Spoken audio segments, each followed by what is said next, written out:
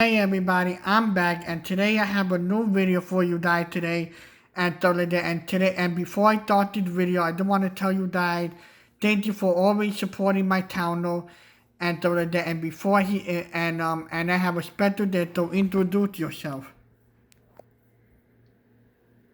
Oh, hi. Yes, I am his special guest. I am Michelle Smith. I am the host of Force of Light Entertainment. And Bob asked me to come on, so here I am. Yes, and you know and what do you think about the Mandalorian? What do I think about The Mandalorian? Well, I didn't really know what to think about The Mandalorian when it came out. I was excited, but not like I was like pretty excited, but not like as excited as I am now for season two. So, but when they dropped that first trailer of The Mandalorian, I was like, okay, this looks really good. And I can even tell you what part in episode one. Okay, when it came out that day, I decided, you know what? I'm going to get all my work done and I'll watch The Mandalorian at the end of the day like I typically do. Well, I only made it to about 11 o'clock that day, and I was like, I've got to see what this show is about. So I watched the first episode, and, I was a little nervous, like, am I going to like this? It's totally groundbreaking, The Mandalorian is, because we've never had a Star Wars TV show at this point. So I didn't really know what to expect. And I can tell you what part it got to where I was like, okay, this is Star Wars, and I like this. Like, I really love this. And it's the scene where Mando is at the encampment at the end of episode one, and IG-11 comes out. And their banter back and forth in that episode was such classic Star Wars. I literally just started smiling ear to ear when Mando jumps on that big gun and starts blasting away. And I started laughing out loud between IG-11 and Mando's conversation. Like their banter back and forth was just hysterical. And that is when I knew I love this show. And then it continues as, of course, that episode ends, where we get their first glimpse of what we now call Baby Yoda, the child, the asset. And I literally rewound as soon as I saw it, I sat up. I was sitting back and I sat up and I was like, what was that? I rewound it. I was like, it's a Baby Yoda species. Like, that's what it is. So, and then of course, as the show went on, you got to meet Cara Dune, and just all the characters in that show are fantastic. And of course, we got to fall in love totally with Baby Yoda and with Mando. And my gosh, The Mandalorian, Star Wars is known for these incredible catchphrases we all love to say to one another. May the Force be with you. And then here comes The Mandalorian, and they give us another one. Now we have May the Force be with you, and now we also have This is the Way. So I just thought season one, every character was great. So I can tell you my favorite episodes were episode 3, The Sin. That episode, I watched it because these would come out Friday morning, Yeah. and I would get my cup of coffee, come upstairs where my big TV is, and watch it. And it was about 6 o'clock in the morning. So especially in the winter, I usually I go to bed earlier and wake up earlier. And I was sitting there watching The Sin and literally talking to the TV the whole time, like you better go get that baby back. And by the time all the Mandalorians come in to save him, I literally got up out of my chair and started fist pumping and clapping because, like, that's how excited that scene made me. And that episode was incredible. All of the episodes are great. I'm just giving you my two faves. So The Sin is probably my favorite, episode 3, chapter 3. And then the final, season finale, directed by Taika Waititi. That one was also just so awesome. I mean, all the episodes were awesome. There's not a bad episode in The Mandalorian. And it just truly The Mandalorian, and you know, it just came out that it's up for, I believe, 15 Emmys. Yeah. I believe is the number. Yeah. And you know, I doubt it wins Best Drama, but my gosh, what an honor that this show is up for Best Drama, and the shows it's competing against. I mean, that just shows you what a great job that Jon Favreau and Dave Filoni have done with this show. Like, it truly is special, and people love it. I love it, and I get why people love it, because it feels like Star Wars. Like, it truly is Star Wars, and special and groundbreaking. You know, this is the first ever live action Star Wars show, and they pulled it off in a way. You know, the show's made at a studio set, but yet it feels so real because of the technology being used. So I just think they've done an incredible job. I've watched The Mandalorian through, like, at least probably 4 or 5 times. At this point, it's so easy. It's so rewatchable, which, again, is a great sign of a great show. So rewatchable, so much fun, so much heart in the show. And I'm just so excited for the trailer we're supposed to get at the end of this month for season 2. So absolutely love The Mandalorian, and cannot wait to see what comes next in season 2. Apparently, we supposed to get the trailer the week of the 24th and 22nd during the NBA NBA fourth round of the finals. Yes, that's what they said, which that makes sense because the finals, a lot of it will be played on ESPN or ABC, which of course are owned by Disney. So they've done this before. I'm sure you know this. Like, all of the sequel trilogy trailers, or even the two, well, yeah, even Solo was on the Super Bowl. But they like to do that, say, on a Monday Night Football game. They did that with the sequel trilogy, where they would, make everyone who wouldn't typically watch football so that they would see this trailer. Since, again, Disney owns ESPN and ABC. So that makes sense that they're doing that. That's a good time. There'll already be quite a few eyes on it, hopefully, and then you'll bring in everyone because we're all going to want to see this trailer. So I think that's a wise move on Disney's part. I think it's a wise move, but at the same time as well, for me, as a pop culture person who review movies and talk to people about pop culture and movie reviews, I'm one of the people who have to sit through the whole game, and I'm gonna be on my tablet the whole time saying, oh, when the trailers gonna come out, I need to have my phone ready, because I promised the people on YouTube that I'd be the first one to actually make a reaction to the trailer when it come out with a full reacting video on time. So I'd be the first one reacting to seeing the baby dance. Well, yeah, and I guarantee you it will come out probably at halftime of whatever game it is, so you probably really don't have to watch until, like, just kind of be watching, is it almost halftime? Because I guarantee you it's going to be at halftime, because with the sequel trilogy, they always did. I'm pretty sure the trailer was always at halftime, so, which makes sense because there's a longer break during that. Yeah, I get that, but it's a great time for Disney to get people's eyes on multiple things that they have money invested in. So I get why they're doing it. Regardless, I'm just excited to get to see, that trailer. So I will be happy, and yeah, it'll be fun to react to that trailer. To be honest, I'm just excited to see the baby again. Like this baby had like the main part about season 1 that I really enjoyed was the last episode when you actually saw, the part where you saw that stormtrooper with the flamethrower, and like you saw baby literally put the fire away from it, and like during that scene I did. What did I did what? It did for real. It did baby actually did. It did baby dart, and then after that episode, I did did it just amazing. Like Disney Channel put this baby on the spot. Did not know Mandalorian show. Did the Baby Yoda show.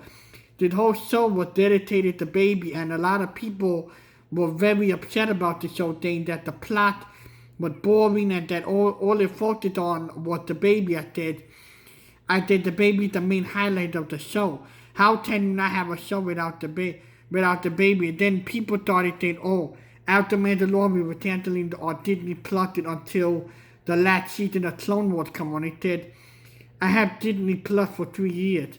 I'm not canceling. I'm not gonna disappoint babies and cancel my Disney Plus and stuff like that because I've been enjoying Disney Plus, but but ever since the Mandalorian came on and we got to see the baby again, I really fall in love with the baby, and I've been telling people, and I've been talking about it with people a lot, and it said, oh, like, why you talking about the baby so much? What's so special about it? That nobody talked about bad about the baby.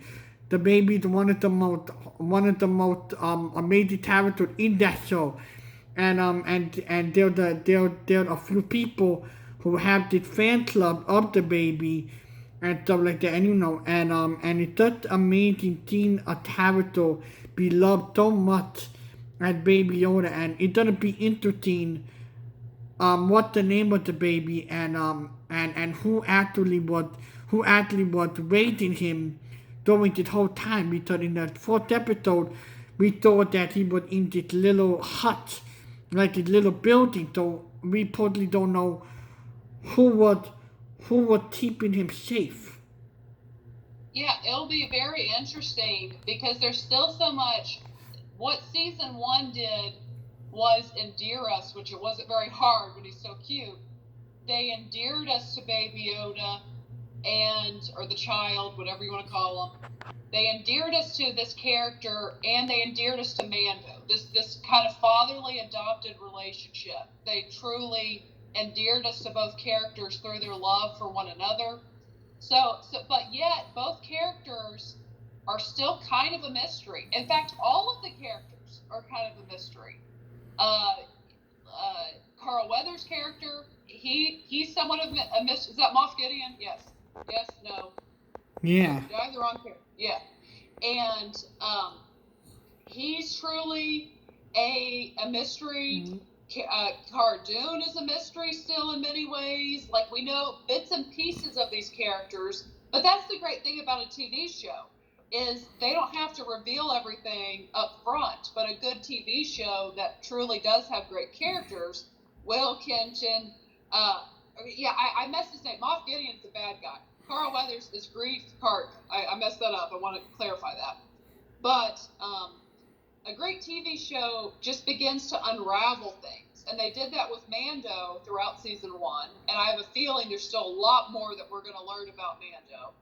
And we're going to learn a lot more, I believe, about Cara Dune, about Greef Karga, and Baby Yoda. Because like you said, we don't really know anything about Baby Yoda. We know he's adorable. We know that he has a very special bond with Mando at this point. But who captured him? Why was he at that encampment? Where are his parents? How was he, where is he? Where's his other species? How did he get there? There's just so many questions surrounding Baby Yoda that, we don't know his name, all these different things. It'll just be interesting to see how much they give us in season 2 of that. And then, I don't know about you, but I'm very excited about the possibilities, about the rumors of Ahsoka Tano being in Mando 2. That would be, to me, because I love the character of Ahsoka, and to me it would make sense why she would appear in the show. It's not just fan service, but it actually has a purpose. So I'm very interested to see where season 2 goes. And we already know from different things that have been said that I think the Darksaber is going to be featured a decent amount. And I know Juan Carlos Esposito, he said he said in an interview, not jokingly, that Baby Yoda is very intrigued by the Darksaber. So we don't know the context of that, but it seems that Baby Yoda either gets captured for a while or somehow is around the dark. At some point, will be around the Darksaber. So, and then like you said, that scene, which was like, dang, at the very end of the season of Mando, and the second to last episode, you get Baby Yoda healing Greef Karga with Force Heal. And then we also get in the final episode him stopping the fire and pushing it back on the trooper. So it's just going to be how much more will his powers, because we've already seen a progression of his powers throughout season 1. And we also see that, the first time we see him use the Force with the Mudhorn, he's literally it takes so much out of him that he's knocked out for like several hours. And we see by the end of the season, he's still, after like say the fire scene, he still falls over like and has to sit down, but it hasn't drained him near as much. So it'll be interesting to see, one, will there be any form of time jump from season 1 to season 2? I don't think there will be much, because they're going to want to use this puppet because it costs so much money, the entire series. So I don't think there'll be a huge time jump, maybe a few months. I mean, maybe more, but I'd be surprised. And it'll just kind of be interesting to see how much his Baby Yoda's Force abilities continue to progress, and maybe what new abilities could he possibly display in season 2. So I think season 2, as incredible as I think season 1 is, and I think season 1 is absolutely fantastic, I think season 2 has the ability to even one-up season 1. And that would be incredible, because, like I said, season 1 is phenomenal. So I'm just very excited to see what comes next and where it goes. I think it's going to be great, regardless. There was like this fan theory during, season 1, where I actually was one of the people who predicted it, and I'm still thinking it's gonna come true in season 2. Though, if you can tell from the last Star Wars movie, Palpatine was a clone, and in order for him to stay alive, he was a clone. So what if? And what if the baby is a clone and the baby is following Palpatine orders to just keep everything, safe? And then when it gets to when everything gets like very chaotic, the baby turn evil, and you get to see that the baby is not really what we think it is, that it's really evil. That's an interesting theory. I don't see Disney going that route, because Baby Yoda is so adorable and so sweet, and he's going to make Disney a lot of money. So I don't really see them going that route for that reason. And I think when you first see the baby, his instincts are very good. Like you see that. Like he's truly... He wants to help Mando. He gets sad when he thinks something happens to him. And even the one time he acts out with Cara Dune, it's because he thinks that she's hurting Mando, who has become his father figure. So I don't think they'll do that. I think everything in Baby Yoda seems just so sweet and pure. And he's just so dang likable. I don't, but it is, there were the cloners, that guy in episode 3 that I love. And, was Baby Yoda a clone, or were they just... I really don't think Baby Yoda is a clone. I do think that they were trying to clone him for some purpose. And that purpose probably does somehow connect to the Emperor. So it'll all be interesting to see how it plays out.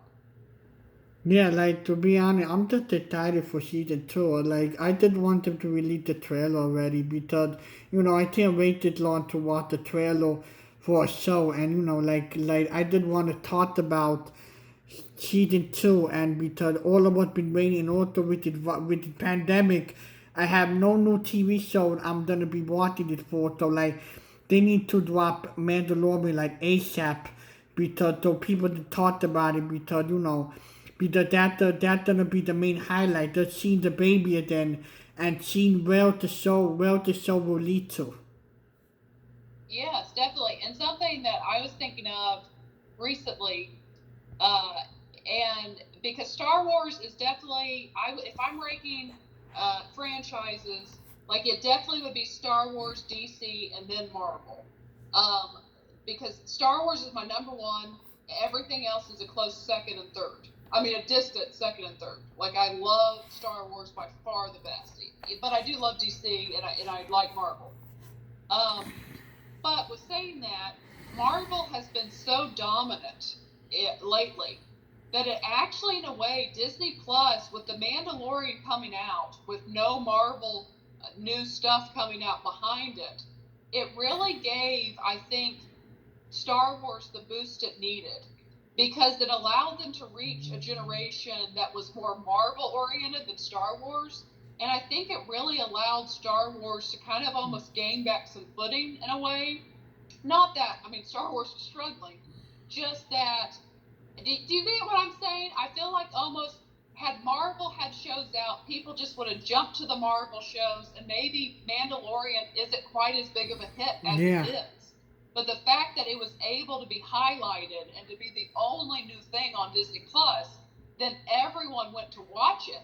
And I don't know about you, but I know so many people who were not Star Wars fans who began watching The Mandalorian and loved The Mandalorian, and it made them then go back and watch like the trilogies, the Star Wars trilogies. So it truly has been able to grab people and bring them into the Star Wars fandom, people that never really were.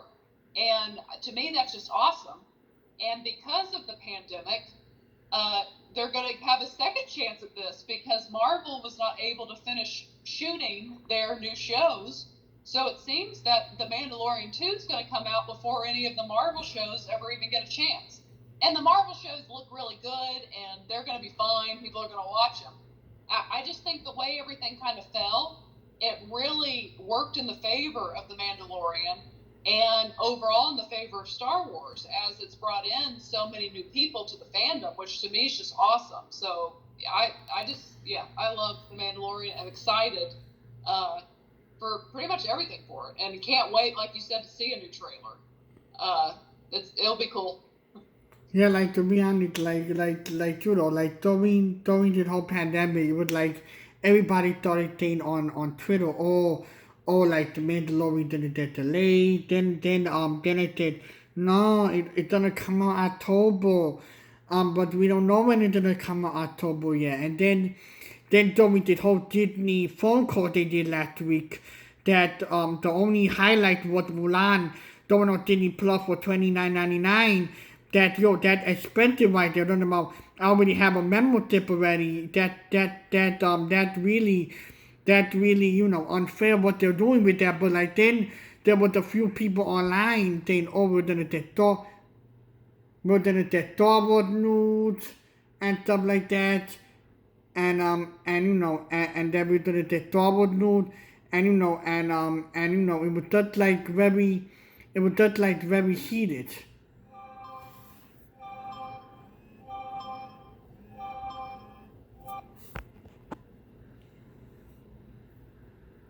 Hey, sorry about that. My phone cut me off. We'll be good now. I apologize. But That keep going with what you were saying. Yeah, no, but like with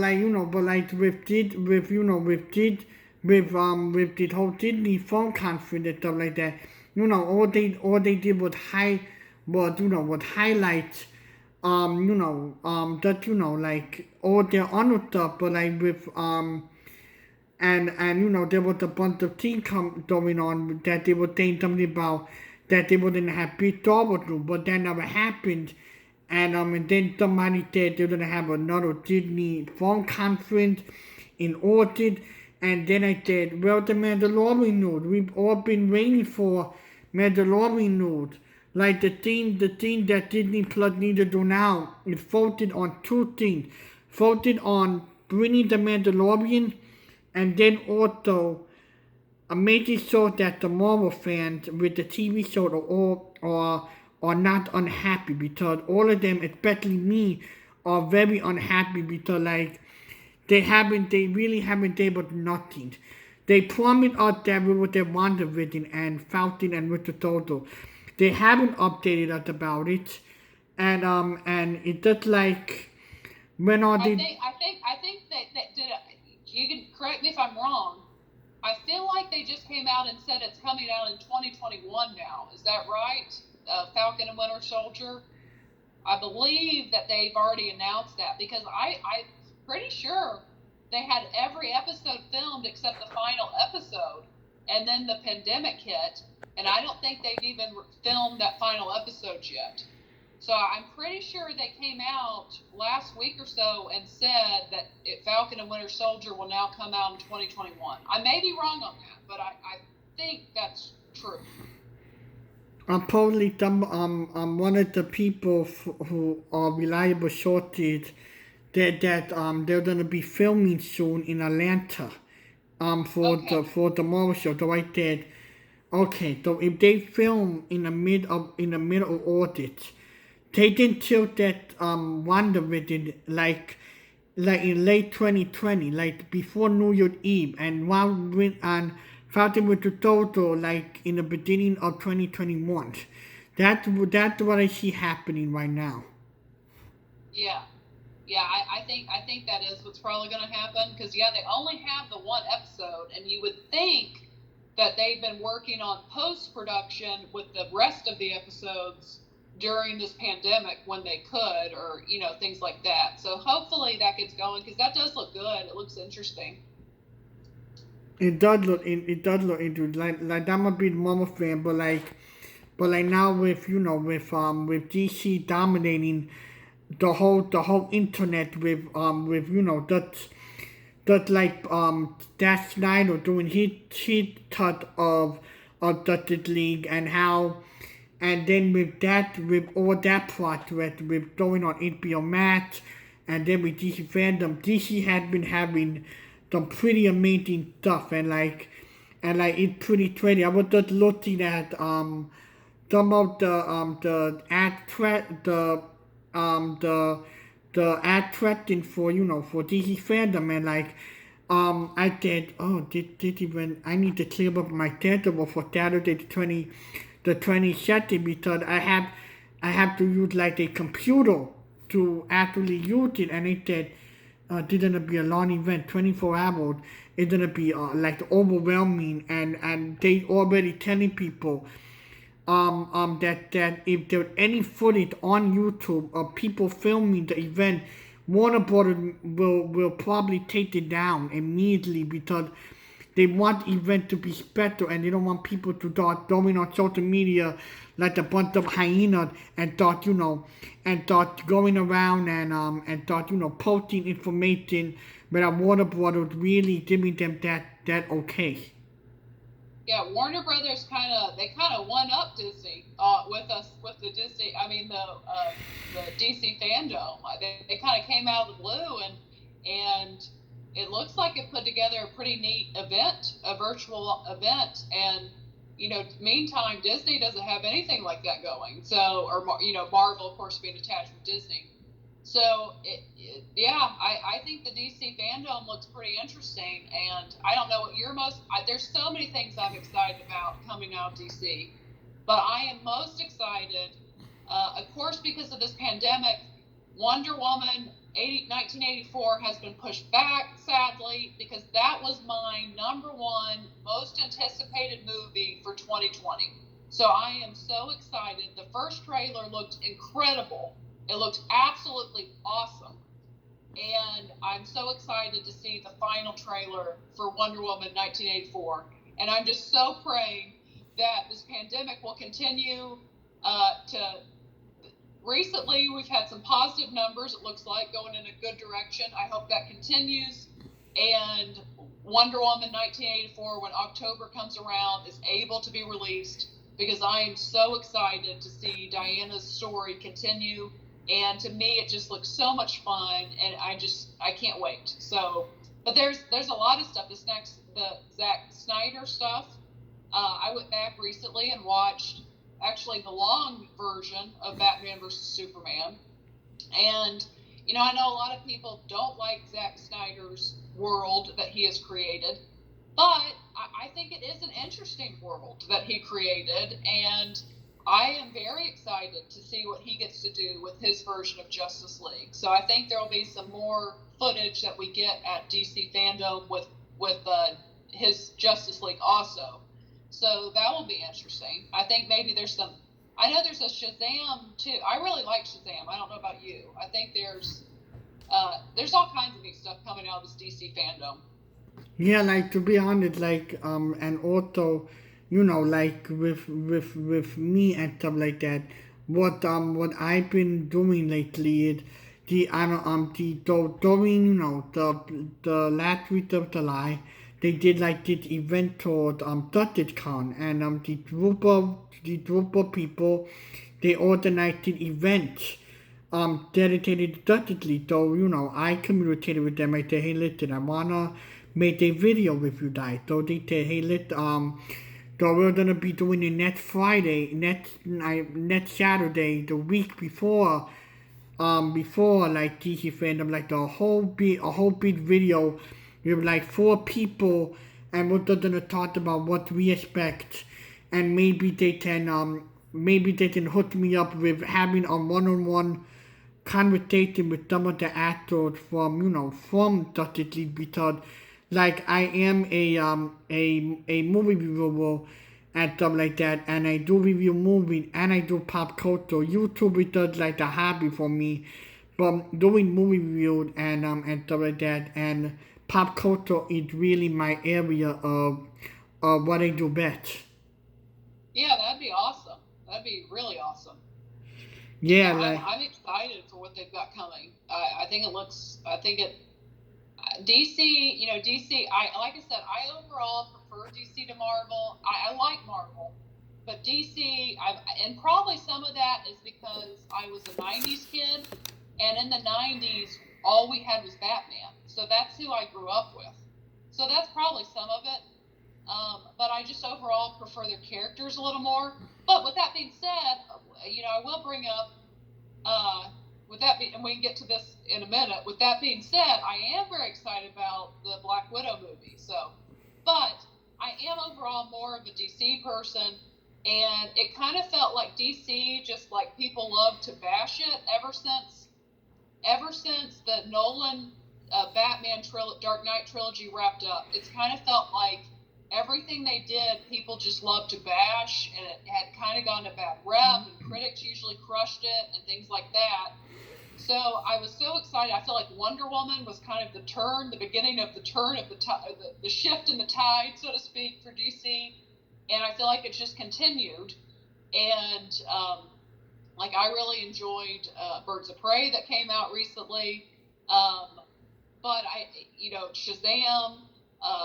Aquaman, all these things that they're doing, I think they've really been on a winning streak lately, and I'm excited. I think there's a lot of cool things. This new Batman, this Matt Reeves Batman trilogy, I think it will be a trilogy, that looks really interesting to me. I'm very excited about that.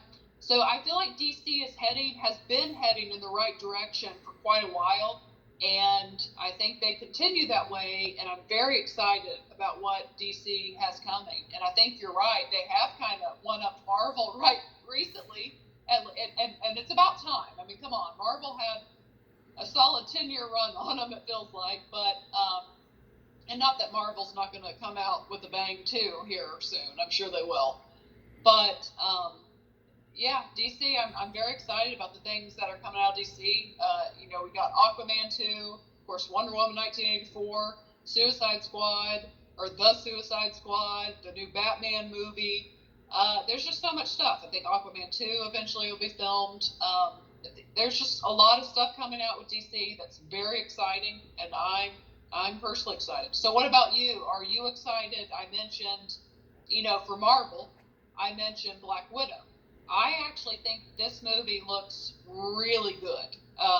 What do you think about Black Widow? I'm in a fence about it. I said They couldn't have done it after Captain America Civil War, and because like I told people the movie dead already. It's a solo movie. Like like Yeah. like I wouldn't mind them just putting on Disney Plus, because to be honest with you, it's a solo movie, and and I'm more excited for the Eternals than I am Team Black Widow, but at the same time, I want to see it, but at the same time, what the puppet, because it already did, what is gonna set up?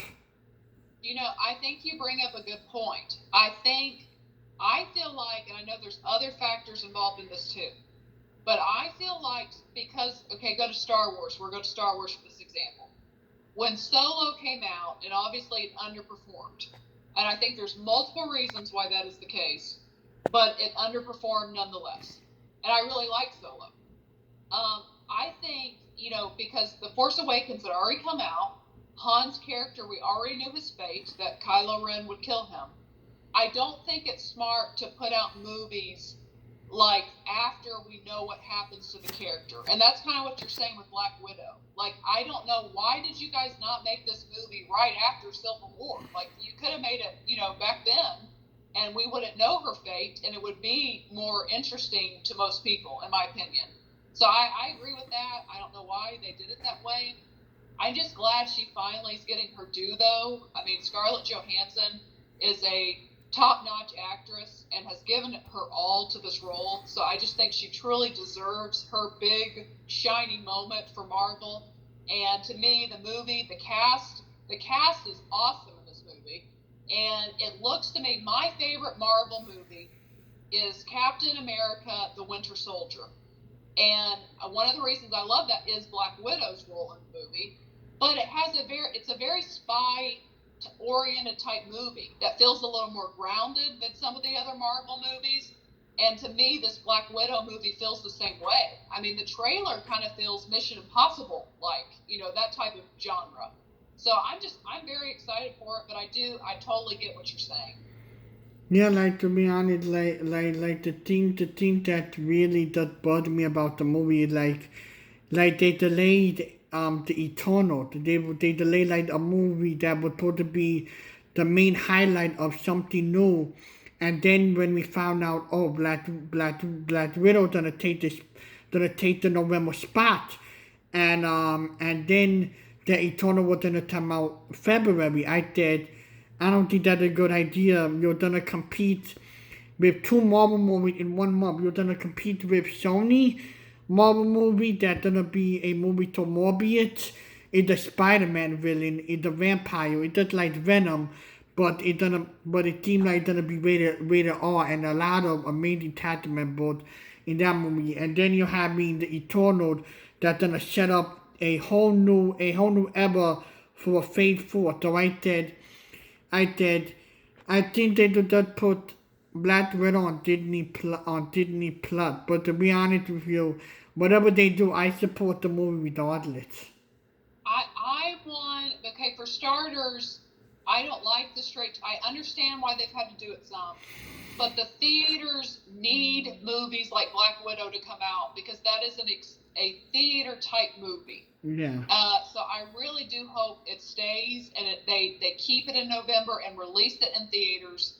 And again, I think Scarlett Johansson deserves that at this point. I think she gave so much of her time and really gave it her all to this character.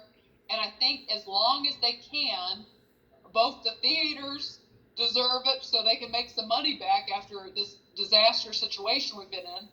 And also, I just think Scarlett Johansson deserves it, and the character of Black Widow deserves it. So I want it to be released in theaters.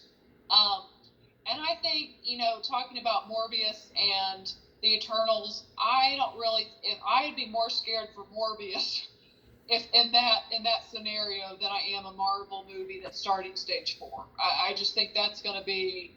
I think it's going to be fine, and I think people, as long as the pandemic is, kind of things are, like I said, continuing in a better progression downward, then I think people are going to be so excited to go see that next March. So I think it's going to be, it will do fine. is what I think. Like I said, I'd be more concerned if I'm Morbius than if I'm the Eternals. Like with Morbius, I just feel like it seemed like that's a good movie, but like I said, the movie gonna be rated R, PG-13, because with Venom, I thought it would be PG-13. I thought it would be rated R and more violent, but it was PG-13. I was like, and that made me up. That made everybody upset. And when they spoiled the ending in the trailer, it just like, oh, we already know what happened in the ending. That's good. You just spoiled the whole movie.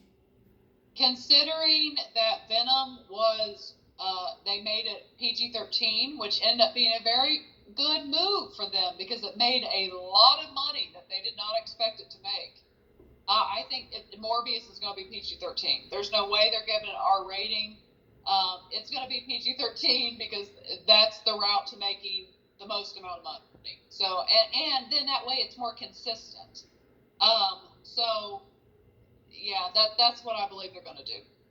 I think they're gonna do that as well, but like I'm part of this whole big community. We like to do the Venom community. I'm the leader of the pack of Venom community leaders who are part of making part 2 happen, because part 2 had already been filmed already, and all of what they think, oh, it's gonna be rated R. They can't put it rated PG-13 because of the carnage and how bad the violent was there. So I said, I think Sony is gonna pull a rated R, just like DC is doing with Suicide Squad too, because we don't know that that's going to be R. We don't know that, and I think because of how Birds of Prey went, I would be kind of surprised if it's R. It's not confirmed it's R. It's up in the air of what if that will be R or PG-13. So I don't know what they'll do because, like I said, Birds of Prey is a movie that would have benefited by being PG-13 because so many people who love Harley Quinn are 18 or under girls, and they couldn't go see the movie. So I don't know if Suicide Squad. I know that I've heard that it could be R, but I don't know if it will be R. And I just really don't think Morbius is going to be R since Venom was PG-13. I think they're going to make that world, it's all going to be PG-13. At least that's the way I think it's going to go. I may be wrong on that, but I would be kind of surprised. Yeah, like to be honest with you, I would be surprised either way, but but like to be honest with you, I do support I do support the movie theater. I'm a movie lover, so I love going to the movie. Then it's just really sad that the movie theater are closed. I was really looking forward to seeing all these movies coming out, and now I have to stay home and stuff like that. And it's frustrating for all these movie theaters. Yes, yeah, no, it's been tough on.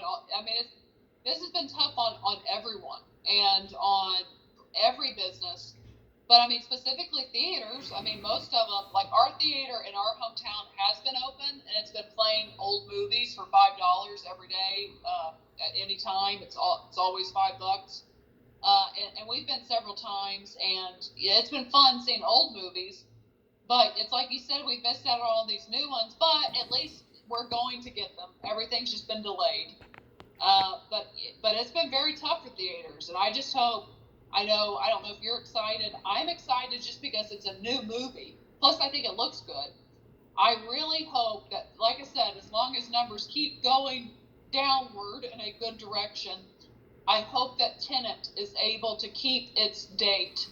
I believe it's like September 12th. It's like Labor Day weekend or so. Yeah. And I will definitely, if it's open, if it makes the date and it's open, I'm definitely going to the theater to support the theater and to see a new movie. So, because we've not seen a new movie since March. So I'm really fingers crossed, hoping that Tenet is able to keep its time.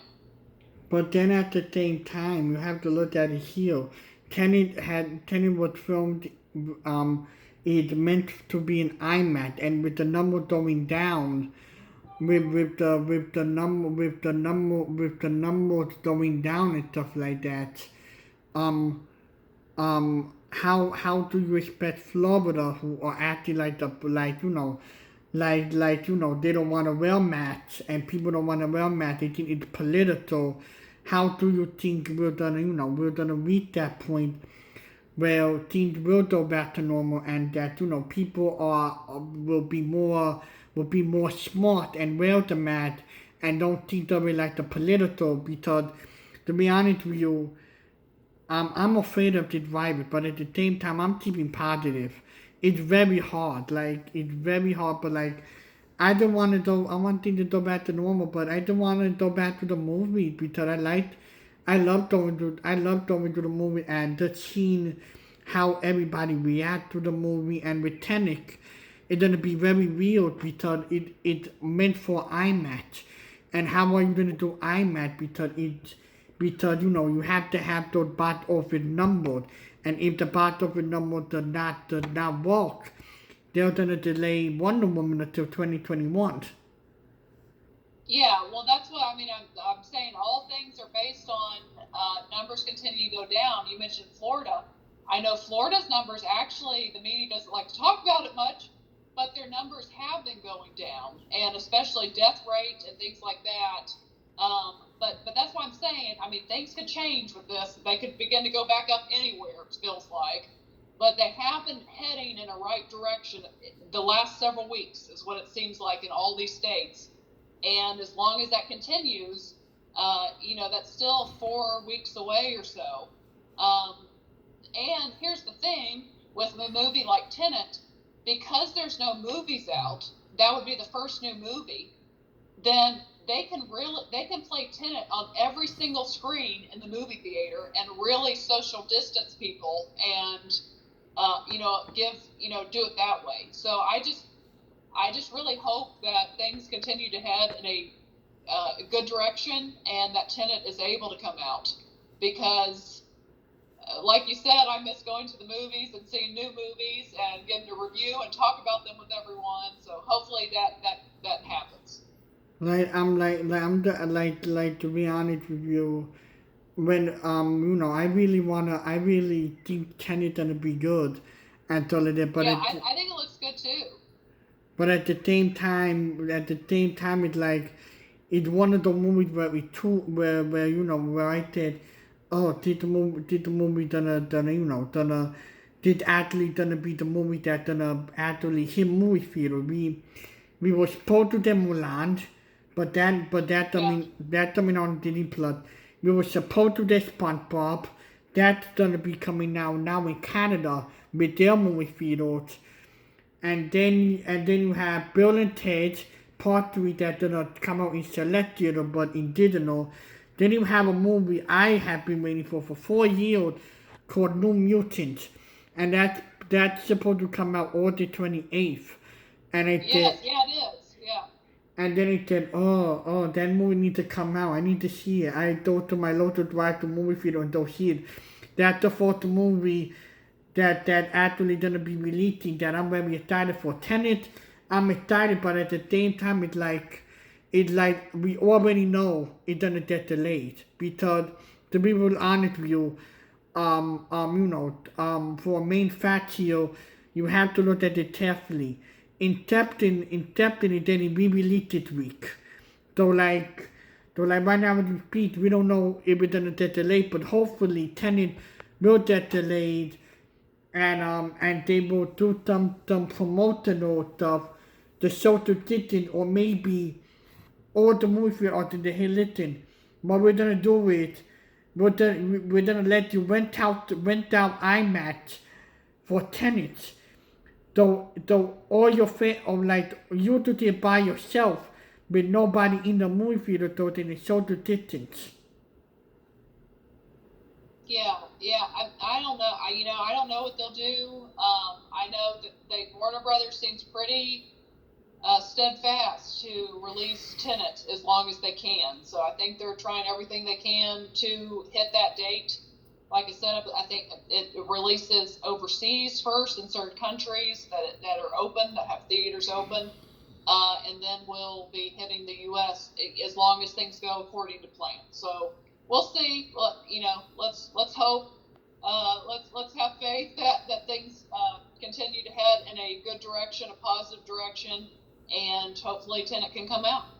But in the meantime, we do have a lot to look forward to though, with Mando 2 and getting the trailer coming out at the end of this month, and with DC Fandom, and hopefully movie theaters beginning to reopen. So I think there's a lot to be positive about in the entertainment or in the entertainment world, and I'm excited for all the stuff that is coming, that should be coming out soon. So I'm excited. Like, to be honest, I'm excited as well. Like also with, with me filming YouTube videos, what I've been doing is I've been telling people, listen, I'm not here to promote myself. I'm here to promote you guys. And yesterday I went on a whole big Twitter spread last night promoting you guys. I don't know if you thought I was, actually promoting you guys, because, because, to be honest with you, I discovered your social media when you were, when you were talking about Baby Yoda. So I said, oh, another Baby Yoda fan. So that's how I said I want to communicate with the Star Wars community, and thought, start a friendship, and maybe, they can make more videos with me, because, to be honest with you, I'm just trying to live life and be happy and stuff like that. And also I film my videos only in one take. I don't edit them. I just put them on YouTube, and that's it. And I do it by myself.